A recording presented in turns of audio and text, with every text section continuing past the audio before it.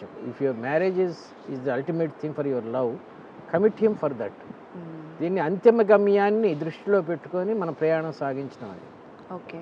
నువ్వు అంతిమ గమ్యానికి వెళ్ళాలంటే ముందు రోడ్డు బాగుందా లేదా, తార్ రోడ్డా కంకర్ రోడ్ ఫస్ట్. రెండోది నీది డీజిల్ కారా పెట్రోల్ కారా, ఈ కార్లో ఆ పెట్రోల్, ఆ కార్లో ఈ పెట్రోల్ వేస్తుంది. తర్వాత మూడోది అదేంటి టోల్ గేట్స్ ఉన్నాయా లేదా, దానికి డబ్బులు ఉన్నాయా లేదా, అర్థమైందా? గమ్యానికి నువ్వు చీకట్లో వెళ్తావా పొద్దున్న వెళ్తావా, చీకట్లో వెళ్తే ఎన్ని గంటలకు వెళ్తావు, అక్కడ డిన్నర్కి హోటల్ ఉందా లేదా. ఒక్క ప్రయాణానికే నువ్వు ఎన్ని ఆలోచించుకుంటున్నప్పుడు ప్రేమకి ఎన్ని ఆలోచించుకోవాలండి. అవును.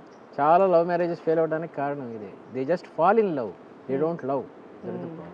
Just fall in love, they don't love.